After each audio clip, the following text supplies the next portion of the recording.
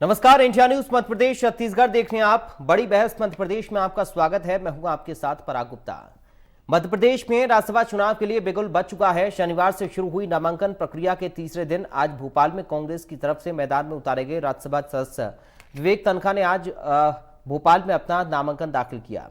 तो वहीं बीजेपी ने प्रदेश मंत्री कविता पाटीदार को मैदान में उतारा है, जो जल्द ही अपना नॉमिनेशन फाइल करेंगी। कविता पाटीदार बीजेपी की महामंत्री हैं, वो लंबे वक्त से राजनीति में हैं। कविता 1992 में बीजेपी की पटवा सरकार में मंत्री रहे भैरू भाई पाटीदार की बेटी हैं।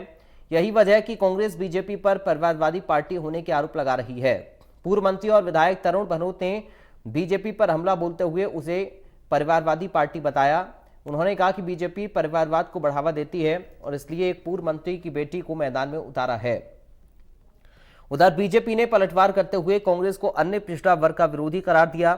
बीजेपी के मीडिया प्रभारी लोकेंद्र पाराशर ने कांग्रेस पर पलटवार करते हुए कहा कि अरुण यादव जैसे कई नेता राज्यसभा टिकट की कतार में थे, लेकिन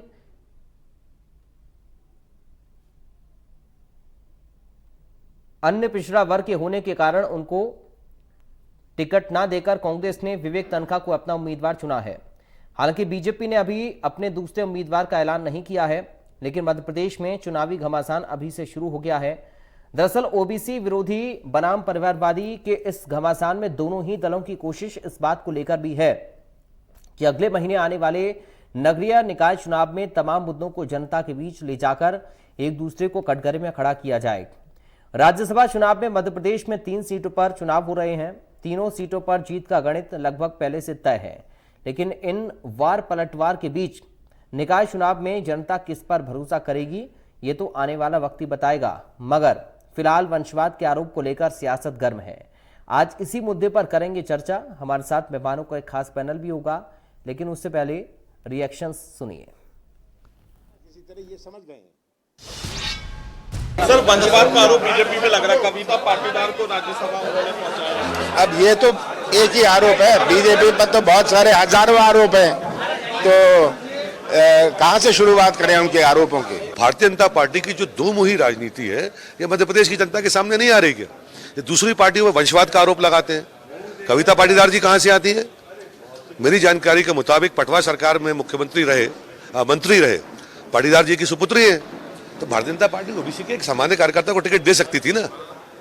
18 साल सरकार में रहने के बाद कुछ ना करो, कांग्रेस पे आरोप लगाओ, ये अच्छी बात नहीं है। हमने जो किया था वो मध्य प्रदेश के जनता ने देखा था, ओबीसी वर्ग ने भी देखा था कि हमने उनके कल्याण के लिए क्या कदम उठाए थे, और सारी जनता की मध्य प्रदेश की भलाई के लिए हमने क्या काम किए थे वो सबने देखा था। कांग्रेस के नेताओं में हिम्मत है तो राहुल गांधी से इस्तीफा दिलवा दें। कमलनाथ में हिम्मत है तो नकुलनाथ को बाहर कर दें कांग्रेस से। दिग्विजय सिंह में हिम्मत है तो जयवर्धन को बाहर करें। ये फिजूल की बातें करना। कविता जी के पिताजी पटवा जी की सरकार में मंत्री थे, आज वो इस दुनिया में नहीं हैं, तब इस प्रकार की बातें करना कांग्रेस को दरअसल एक पिछड़ा वर्ग की महिला को राज्यसभा भेजने का डर सता रहा है कि कांग्रेस वो पार्टी है जिसने पिछड़ा वर्ग के आरक्षण को शून्य कराने के लिए। पटवा कौन है? दीपक जोशी कौन है? ज्योतिरादित्य सिंधिया कौन है? आकाश विजयवर्गीय कौन है? ये कांग्रेस के ऊपर आरोप लगाते वंशवाद के। अपने परिवार की पृष्ठभूमि तो उठा के देख लें। मैं हितेश जी जवाब दीजिए। जिन लोगों के बारे में तरुण भनोत सवाल कर रहे हैं, जवाब दीजिए। मैं सहमत हूँ भानोट साहब के इस आरोप से, और मैं बहुत अच्छी बात मानता हूँ कि भानोट साहब ने ये बात स्वीकार करी कि हम दोनों दल एक जैसे हैं। तो जब दोनों दल एक जैसे थे तो ओबीसी का कोई चेहरा भेज देते साहब, किसी बड़े पिता के बेटे का, अरुण यादव को भेज देते। वो भी तो दो खास मेहमान हमारे साथ जुड़ गए हैं। बीजेपी से प्रवक्ता दिव्या गुप्ता हैं। दिव्या जी, आपका स्वागत है। कांग्रेस पार्टी से उपाध्यक्ष संगीता शर्मा है। संगीता जी, आपका स्वागत है। दिव्या गुप्ता जी, शुरुआत में आपके साथ कर रहा हूं। अभी तक आप आरोप लगाते थे कांग्रेस पार्टी के ऊपर, अब कांग्रेस पार्टी के नेता ही आपके ऊपर वंशवाद का आरोप लगा रहे हैं। आपका जवाब दिव्या जी। पहले अपने अंदर आत्मसात कर लें, आत्ममंथन कर लें, आत्मचिंतन कर लें, पहले अपने अंदर झांक लें, फिर उसके बाद दूसरों पर आरोप लगाएं। बिल्कुल सही कहा है कि पहले राहुल गांधी प्रियंका वाड्रा के बारे में निश्चय कर ले, कौन रहेगा। परिवारवाद के बारे में अभी चिंतन बैठक में बहुत कुछ बात कही कि परिवारवाद नहीं होगा। सबसे पहले डिसाइड करिए कि राहुल गांधी होंगे, प्रियंका होंगी या सोनिया होंगी। कौन होगा और कौन इस्तीफा देगा। तो सबसे पहले तो बात शीर्ष आपके नेतृत्व से शुरू होती है, फिर उसके बाद हम धीरे धीरे नीचे आते जाएंगे, फिर हम माननीय कमलनाथ जी की चर्चा करेंगे, फिर हम दिग्विजय सिंह जी की चर्चा करेंगे। और मुझे अब आप बिल्कुल सही बात है कि ये बता दीजिए कि अरुण यादव जी को क्यों नहीं लेकर आया जा रहा बार बार। वो उन व्यक्ति को जो काबिल है, युवा है, नेता है, कद्दावर नेता है, जमीन से जुड़ा हुआ नेता है, उसको आप लेकर नहीं आते। और विवेक तनखा क्योंकि आपके लिए कोर्ट में जाके पैरवी करता है और रायता फैलाता है, इसलिए आप उसको बोलेंगे कि अच्छा आप राज्यसभा में आते जाइए, और एक बार नहीं बार बार आते जाइए। क्या बात कहना चाह रहे? कांग्रेस हमेशा भ्रमित राजनीति करती रही है, और कविता पाटीदार जी जमीनी नेता है, कद्दावर नेता है, जमीन से जुड़ी हुई महिला है, ओबीसी है, यंग है।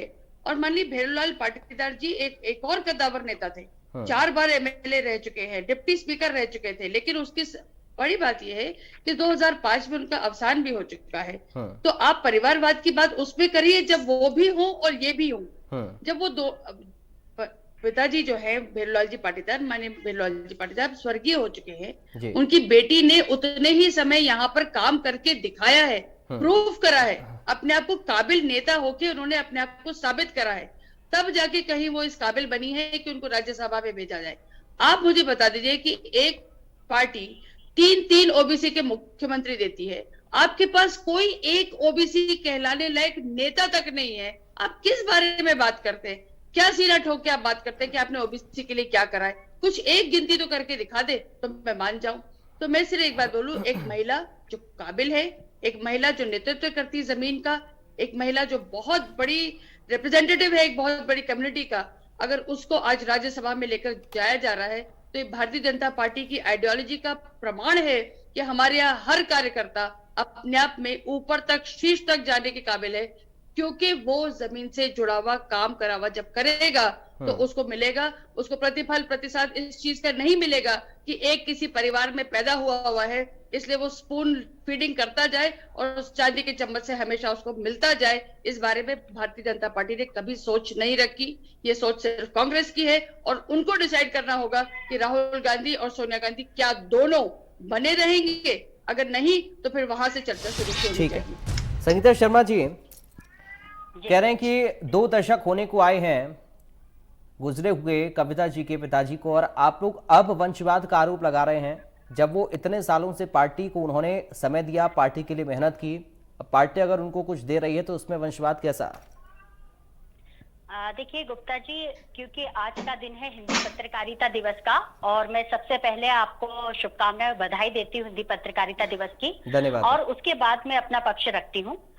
अब जो भाजपा की प्रवक्ता बैठी हैं, उन्हें मैं कुछ जानकारियां देती हूँ। जो गलत सलत आरोप लगाने का कार्य वो कर रहे हैं, मैं उन्हें बताना चाहती हूँ कि किस तरीके से भारतीय जनता पार्टी दूसरी पार्टी पर वंशवाद, परिवारवाद का आरोप लगाती है और अपनी खुद की पार्टी में वंशवाद, परिवारवाद को बढ़ावा देती है। भाई, हमने तो कभी नहीं कहा कि हम अपनी पार्टी में वंशवाद नहीं करेंगे, परिवारवाद नहीं कहेंगे, हमने कभी नहीं कहा। हमारे यहाँ तो है, नेहरू जी से, मोतीलाल नेहरू जी से लेकर आज तक हमारे यहाँ है। हमारे यहाँ जब ज्योतिरादित्य सिंधिया थे तब भी थे, और हमारी पार्टी में तो होता है हम योग्य व्यक्ति को टिकट देते हैं और करते हैं। अब मैं आपको बता देना चाहती हूँ, अमित शाह जी के बेटे, इनको बता दीजिए, कैलाश विजयवर्गीय जी के बेटे, शिवराज सिंह चौहान जी के बेटे कार्तिकेय, गोपाल भार्गव जी के बेटे, राजनाथ सिंह जी के बेटे, दीपक जोशी जी के बेटे, आप जितने देख लीजिए, इनके यहाँ परिवारवाद भी है, वंशवाद भी है, पर उसके बाद भी आरोप कांग्रेस पार्टी पर लगाना है। तो जब अगर आप परिवारवाद और वंशवाद के खिलाफ है तो सबसे पहले अपनी पार्टी के उन नेताओं को बाहर का रास्ता दिखा दीजिए जो वंशवाद और परिवारवाद से आते हैं। आपको इन्हें टिकट नहीं देना चाहिए था, कविता पाटीदार को, क्योंकि आप तो इसके वंशवाद के खिलाफ है, परिवारवाद के खिलाफ है। आपने कैसे इन्हें टिकट दे दिया? और वही तो वो कह रहे हैं कि 2 दशक होने को आए हैं उनके पिताजी को एक्सपायर हुए। बीच में बिल्कुल भी नहीं बोला, और इनसे कह दीजिए बीच में ना बोले। नहीं, वो तो मैं सवाल कर रहा हूँ आपसे, वो नहीं बोल रही हैं जी। मैं वही कह रहा हूं कि उनका सवाल वही था कि 2 दशक होने को आए हैं, उनके फादर को एक्सपायर हुए, अब अगर उनको पार्टी कुछ दे रही है तो उसमें वंशवाद कैसा? उन्होंने तो पार्टी के लिए काम किया है, कौन सा उनके पिताजी अभी जिंदा है और वो भी पद पर हैं और इनको भी दिया जा रहा है? देखिए, ये करे तो सब कुछ बढ़िया और हम करे तो सब कुछ बुरा। मैं इनको यही समझाना चाह रही हूँ कि यदि आप परिवारवाद, वंशवाद के खिलाफ है तो फिर एक भी ऐसा केस आपकी पार्टी के अंदर नहीं होना चाहिए। अमित शाह जी के बेटे को बाहर कर देना चाहिए, शिवराज सिंह चौहान जी के बेटे को बाहर कर देना चाहिए, ये हमारा कहना है। ठीक है दिव्या जी। दूसरी बात मेरी पूरी नहीं बात हुई अभी। दूसरी बात मैं आपको कहना चाहती हूँ कि इन्होंने कश्मीरी पंडित का विरोध किया है। अभी 2 महीने पहले तक ये एक पिक्चर दिखा रहे थे, द कश्मीर फाइल, और लोग जा जाकर देख रहे थे। जिन्हें कश्मीरी पंडितों से बड़ा प्यार हो गया था। आज जब विवेक तनखा जी कश्मीरी पंडित हैं और उन्हें राज्यसभा का टिकट दिया जा रहा है तो ये उनका विरोध कर रहे हैं, कश्मीरी पंडित का विरोध कर रहे हैं। ये सबसे बड़ा दुर्भाग्यपूर्ण है। दूसरी बात मैं इन्हें बताना चाहूंगी, ये कह रहे हैं कि अरुण यादव जी को क्यों नहीं दिया। तो अगर आप एक तरफ कश्मीरी पंडित का विरोध कर रहे हैं तो ओबीसी आ जाते हैं, अगर आप ओबीसी का विरोध करते हैं तो कश्मीरी पंडित। ये तो दुविधा में है भारतीय जनता पार्टी, ये खुद ही नहीं समझ पा रही कि हमें करना क्या है।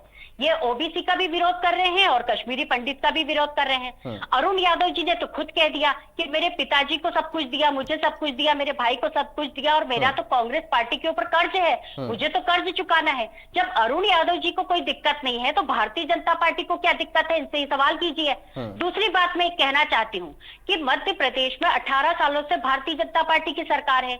3 बार के मुख्यमंत्री उमा भारती जी ओबीसी से आती, बाबूलाल गौर जी ओबीसी से आते थे, शिवराज सिंह चौहान जी ओबीसी से आते हैं।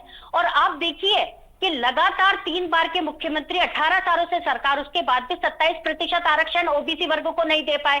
इन्होंने ओबीसी वर्ग के साथ जितना बड़ा धोखा और छलावा किया है ये ओबीसी वर्ग देख रहा है। ठीक है, चलिए दिव्या जी, संगीता जी कह रहे हैं कि हम तो स्वीकार कर रहे हैं, आप भी कर लीजिए। बहुत अच्छा लगा आज इतनी साफ गोई से। मुझे नहीं लगता किसी कांग्रेसी प्रवक्ता या नेता ने आज दिन तक ये बात को स्वीकारा होगा या मानना होगा कि हाँ साहब हम तो परिवारवाद वाले हैं, हम तो मानते हैं कि हमने एक परिवारवाद करा। तो एक तो बहुत बहुत साधुवाद संगीता जी आपको कि आपने सीना ठोक के आज ये बोला। तो सही मान लीजिए, अब आप भी मान लीजिए, आपके इतने उदाहरण मैंने दिए हैं। आपको सुना, अब आप सुनिए प्लीज। इसलिए कह रही हूँ कि अब आप भी मान लीजिए, मैंने इतने उदाहरण दिए हैं। मैम प्लीज सुनिए मैम, ये बहुत बड़ी प्रॉब्लम है। मैंने आपको बिल्कुल बिल्कुल नहीं टोका, प्लीज मुझे सुनिए। एक बात। दूसरी बात, कश्मीरी पंडित होने की बहुत चर्चा हो रही है।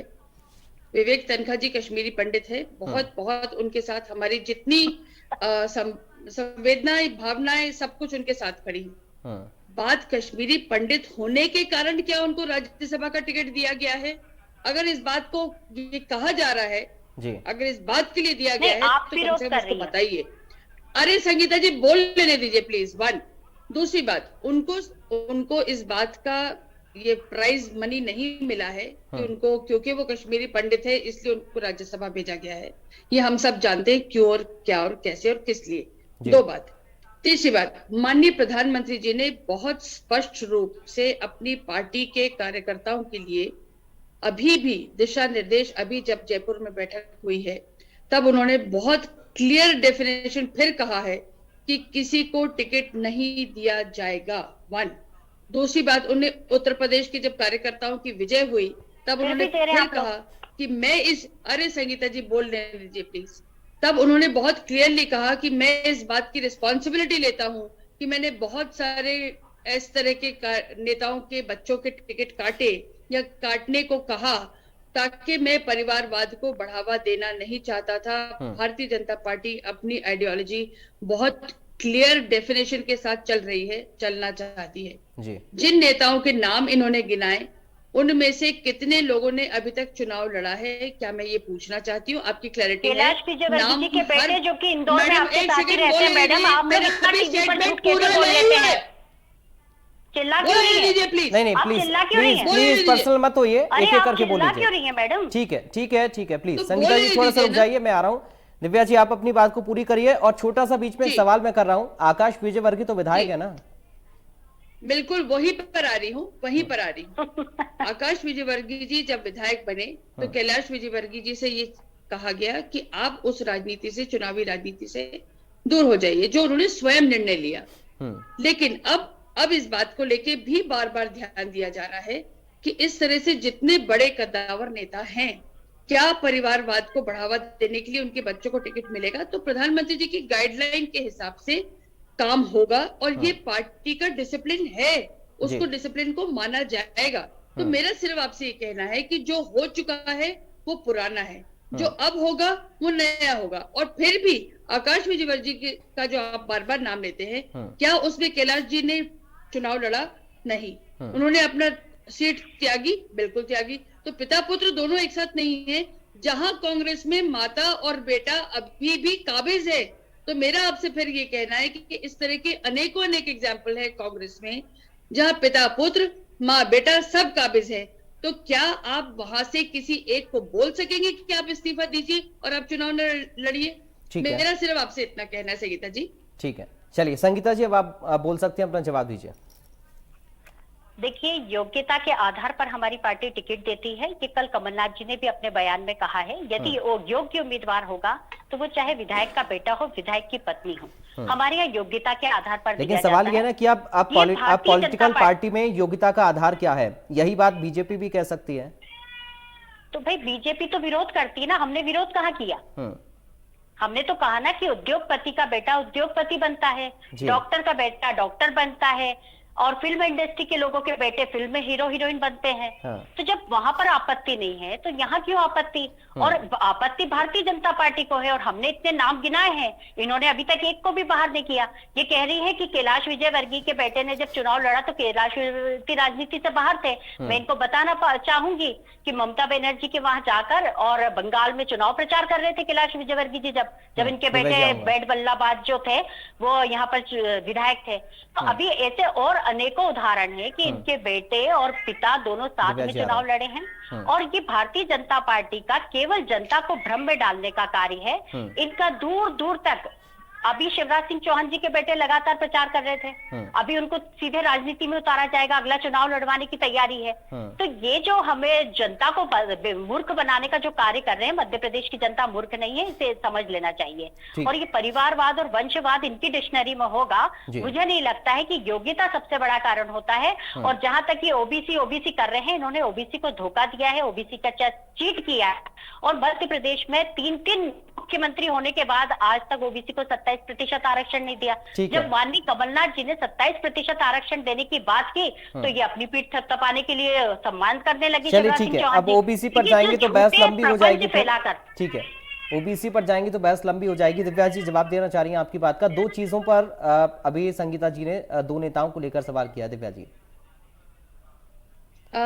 मैं सिर्फ संगीता जी से ये बात कहना चाहूंगी, संगीता जी बहुत भ्रमित है इस बात को लेकर कि माननीय शिवराज जी के बेटे अभी आ जाएंगे चुनाव में, आ जाएंगे, है ना, आए नहीं है, प्रचार कर रहे हैं, वो काम कर रहे हैं। महाआर्यमन का क्या किया आपने? उन्हें कौन सा पद दिया अभी क्रिकेट एसोसिएशन में? आपको जब समय दिया गया तब बोल लेती, आप समय जब दिया जाता है एक एक करके बोल लीजिए। जब मेरा समय तो प्लीज, हाँ प्लीज मैम, प्लीज बोलने दीजिए। अब रही बात ये कि क्या भविष्य में इस तरह का होगा, मैंने आपसे फिर निवेदन करा कि ये बात जब एक बार कार्यकर्ताओं के बारे में निर्देश दे दिया जाता है तो उसका अक्षर पालन होता है और वो होगा। इस बात को लेके बार बार यदि कोई अगर हमारे लिए ऊपर से शीर्ष नेतृत्व कह रहा है तो उसका पालन अक्षर होगा। डॉक्टर का बेटा डॉक्टर, पॉलिटिशियन का बेटा पॉलिटिशियन, अगर ये होता रहेगा तो फिर मुझे एक बात बताइए, जो कार्यकर्ता है, जो वर्षों से काम कर रहा है, जो दरी भी बिछा रहा है, झंडा भी उठा रहा है, जो काम करने में लगा हुआ है, बूथ पे भी काम कर रहा है, उसको कब मौका मिलेगा? उन कार्यकर्ताओं के लिए वो दरवाजे कब खुलेंगे कि हाँ मैं भी टिकट लड़ सकता हूँ, मुझे भी टिकट मिल सकता है? तो इसलिए परिवारवाद ना पनपे, इसलिए हर कार्यकर्ता का सम्मान हो, इसलिए कार्यकर्ता को भी आगे जाने का मौका मिले, उसको ये लगे कि हाँ मैं भी आगे जाके किसी दिन किसी शीर्ष नेतृत्व में जाके बैठ सकता हूँ। ये बहुत गर्व की बात होती है और इसके लिए बहुत हिम्मत चाहिए। आज अगर एक कार्यकर्ता, मैं फिर कविता जी पर आऊंगी, आज कविता जी ने इतने वर्षों की मेहनत करी है, जमीन गांव गली गली घूमी है वो महिला, मैं जानती हूँ। और फिर उसके बाद जब आज वो राज्यसभा तक पहुंची, देखिए राज्यसभा पहुंचना कोई आसान चीज नहीं होती, शीर्ष है वो जगह, उस शीर्ष स्थान पर अगर वो वहां पहुंची है तो सिर्फ अपनी मेहनत से पहुंची है, इसलिए नहीं कि वो भेरलाल पाटीदार जी की बेटी है, इसलिए क्योंकि उन्होंने सचमुच पार्टी में काम करा है, गली गली घूम के काम करा है, पूरा समय दिया है, और तब जाके कहीं अगर वो पनपी है और वो सोने की तरह निखरी है, तब जाके उनको मौका मिला है। ये आसान नहीं होता है। ठीक है संगीता जी, ओबीसी को लेकर अभी आप सवाल कर रही थी, बीजेपी कह रही कि दरअसल जो असली जड़ है वो कांग्रेस पार्टी है कि ओबीसी को ओबीसी आरक्षण नहीं मिल पाया? वही तो मैं इतनी देर से कह रही हूँ आपको। अभी दिव्या जी कह रही थी कि उन कार्यकर्ताओं का क्या होगा, मैं पहले उनका जवाब दे देती हूँ, फिर आपकी बात का जवाब देती हूँ। अभी दिव्या जी कह रही थी कि वो बूथ पर जो बूथ लेवल से काम करते आ रहे, तो मैं इनको बताना चाहूंगी कि 40 सालों से जो दरी उठा रहे हैं, बूथ पर कार्य कर रहे हैं भारतीय जनता पार्टी के कार्यकर्ता, और जो तैयारी कर रहे हैं विधानसभा की, ज्योतिरादित्य सिंधिया को खरीद फरोख्त करके ले आए, और उन कार्यकर्ताओं का क्या हुआ जिन्हें 22 विधायकों को टिकट दे दिए? उन कार्यकर्ताओं की आपको चिंता नहीं है जो विधानसभा की तैयारी कर रहे थे, भारतीय जनता पार्टी के 40 सालों से मेहनत कर रहे थे? आपने अचानक से सरकार गिराई, सिंधिया जी के 22 विधायकों को टिकट दिया, और उन बेचारों के साथ क्या किया आपने? ये सबसे बड़ा धोखा किया आपने अपनी ही पार्टी के कार्यकर्ताओं के साथ। उस पर आप जरा सा भी नहीं बोली। दूसरी बात, ओबीसी की बात है तो मैं आपको बताना चाहूंगी कि मध्य प्रदेश के अंदर जब कमलनाथ जी की सरकार बनी और कमलनाथ जी ने 27% आरक्षण देने की बात करी, उसके बाद शिवराज सिंह चौहान जी ने खरीद फरोख्त करके और सरकार बना ली, कुर्सी पर बैठ गए, बिना लोकतंत्र के, लोकतंत्र का अपमान किया।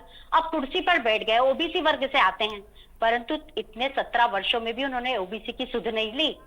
कमलनाथ जी के बोलने के बाद ही ओबीसी करने लग गए। उसके बावजूद भी इन्होंने सुप्रीम कोर्ट में मजबूत पक्ष नहीं रखा है। 1.5 साल तक हाथ पर हाथ रखकर बैठे रहे, इन्होंने मजबूत पक्ष नहीं रखा। दूसरा, एक फर्जी आयोग बना लिया, पिछड़ा वर्ग आयोग जो था उसमें पिछड़ा वर्ग कल्याण आयोग बना लिया, जो कि असंवैधानिक है।